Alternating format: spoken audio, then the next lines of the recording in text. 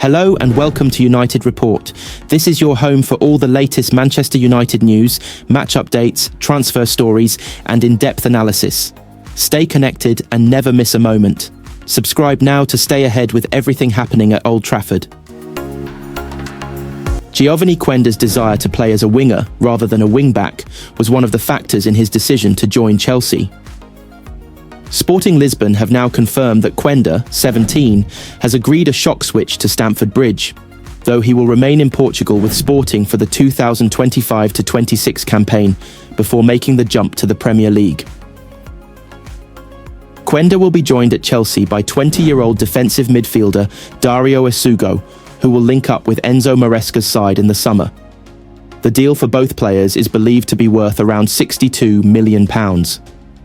After breaking into Sporting's first team as a teenager under Ruben Amorim, it was no secret that the Portuguese coach was interested in working with Quenda again at Manchester United. However, Quenda favoured a move to Chelsea over United as he wants to play on the wing, rather than as a wing-back. Amorim's preferred 3-4-2-1 formation deploys wing-backs rather than wide forwards, and its merits have already been debated since his appointment back in November. Quenda will instead compete with a host of established wide men for a spot in Chelsea's team after completing one final season as a Sporting player. Unfortunately for Manchester United and Amorim, Chelsea's capture of Quenda could leave them with another headache as the Blues weigh up whether to renege on their agreement to sign Jadon Sancho permanently. The former Borussia Dortmund star was frozen out at United before joining Chelsea on loan in the summer in a deal which included a £25 million purchase obligation. It has since emerged that Chelsea do have the option to pay a penalty fee instead of signing Sancho on a permanent basis, and they are now said to be considering whether or not to take that financial hit given Quenda's arrival in 2026 will leave them with an embarrassment of options to play on both flanks. Sancho, 24, made a bright start to life at Chelsea, but has only registered 2 goals and 1 assist since the end of September. He has made 23 appearances in the Premier League for the Blues, starting 16 games in total. Manchester United will leave it up to Ruben Amorim to decide Jadon Sancho's future should he return to Old Trafford, according to reports. Sancho is facing an uncertain future after failing to impress on loan at Chelsea after some poor displays for the Blues. The England international is struggling to find his feet at Stamford Bridge and came under fire for his anonymous display in their 1-0 loss to Arsenal on Sunday, and plans for him to join the club permanently now look unlikely. Chelsea have an obligation to sign Sancho for £25 million if the Blues finish higher than 14th in the Premier League, which looks nearly impossible with the team currently 4th in the table. But reports have claimed Chelsea will be able to pay a large fee to release themselves from that obligation and send Sancho back to United. Should that happen, Amorim will have the power to decide on whether he remains in the squad or is sold, as reported by ESPN. Amorim is said to be weighing up a huge overhaul of his struggling squad this summer, with as many as 8 players set to depart, and Sancho is thought to be on that list. The former Borussia Dortmund star initially impressed in his first few weeks at Chelsea after he assisted 3 goals in each of his first 3 Premier League games for the club. But his form has plummeted in recent months after going 13 games without a goal involvement under Enzo Maresca, with some fans furious and demanding Chelsea send him back to United. Former Chelsea star William Gallas recently slammed Sancho's performances and said there was no chance he could stay at the Bridge beyond this season. He's a talented player, everybody knows this, but we don't know why he can't perform and can't show what he can do, the former centre-back told Stadium Astro. At Dortmund, he was magnificent. At Manchester United, it didn't work well for him. He came to Chelsea, and at the beginning we saw that Sancho from Dortmund, but then he disappeared. I don't know what the problem is, but at the moment he can't stay at Chelsea because he has to do more. When you play in the Premier League, you have to play every game at the highest level. It's not easy, but you can't just play well for a few games and then chill out. Manchester United head into the international break in a positive run of form. They have reached the Europa League quarter-finals by beating Spanish side Real Sociedad, and they continued that form with a dominant win against Leicester and former star Ruud van Nistelrooy. While they are still some way off the European places, Ruben Amorim's side still have realistic hopes of Champions League football. But their domestic commitments are set to be paused with the March international break. A host of stars will be jetting to all corners of the globe, but Amorim now has a chance to work closely with the players staying behind. Take a look at all of the latest news from Old Trafford. Rasmus Højlund has admitted he is finally getting to grips with Ruben Amorim'S demands after ending his 21-game goal drought. Speaking after his goal at Leicester, he said, "I think it comes down to my performances as well. I think obviously I've not been on top of my game as I wanted to, and we're still adapting to a new system and some new positions. But I think I've been growing into it lately and starting to look a bit better. But I'm just happy to get on the score sheet, and I'm sure they will come more now. I'm happy, but it's not all about goals. I'm obviously very happy to get my goal, and it gives me a lot of confidence.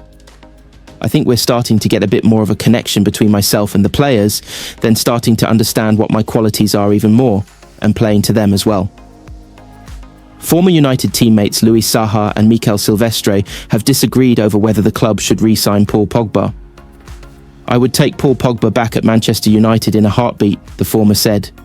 "It's not only because of the squad that we have now with injuries and all that, but for all the elements that he brings as a player." But Silvestre isn't completely convinced. He said, "No, I wouldn't be tempted to sign Paul Pogba on a free transfer if I was Manchester United. I like Paul a lot, but I wouldn't because it's going to be expensive and you don't know physically how long it's going to take him to get up to match fitness. Even though he's been out of the game for 18 months, before his ban, he wasn't really playing that much at Juventus. He's had a couple of injuries. It's too big of a risk to sign Pogba EFL. Chief Rick Parry has hinted that United's new stadium could potentially host a future Carabao Cup final as an alternative to Wembley." Speaking to TalkSport, he said, "Well, it's always nice to have an alternative, and it's very exciting for the North, so exciting news, positive news. Again, from the EFL's point of view, the more that our biggest clubs grow and thrive, the stronger the game will be. So we always look on with interest, but that's a few years away yet, but having alternatives is never a bad thing." You have to admire the gall of Sir Jim Ratcliffe and his executive team at Manchester United. Just days after Ratcliffe gave an interview in which he criticised the shocking way United had been run in recent years, accusing those in charge of presiding over a cock-up, he and his football operations team announced a rise in ticket prices for a third successive year at Old Trafford. In simple terms, match-going United fans are paying the price and footing the bill for the financial blunders made by previous regimes placed in charge by reviled majority owners, the Glazers. A week after thousands of United fans embarked on a mass demonstration before the 1-1 draw with Arsenal at Old Trafford, protesting at the proposed ticket price hike and the way their loyalty is being exploited for profit, Ratcliffe and cronies have gone ahead with the increases anyway.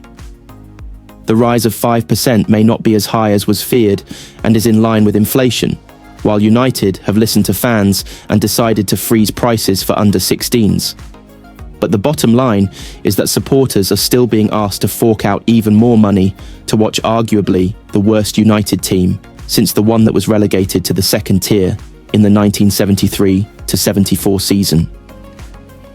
Given how lamentably United have performed this season and how Ratcliffe has laid bare the mistakes of the past that have led the club to the stage where he has been forced to take drastic measures like culling 450 staff, it is jarring that fans are being asked to dig even deeper into their pockets.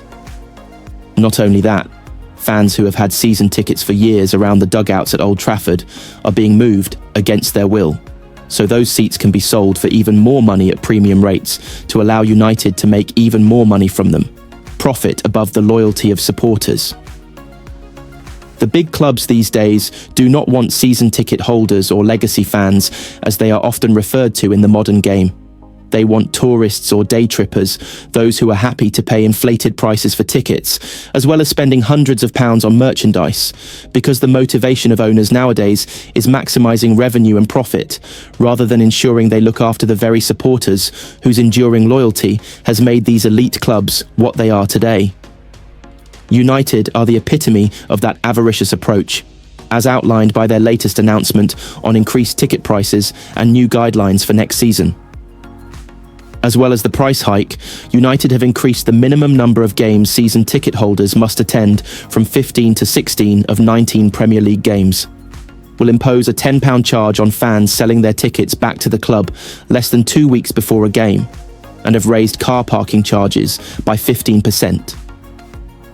All of these measures, necessary in the eyes of the United hierarchy to address the financial mistakes of the past, will serve only to further alienate supporters from those running the club and see further protests from fans who are fed up with having their loyalty exploited for profit.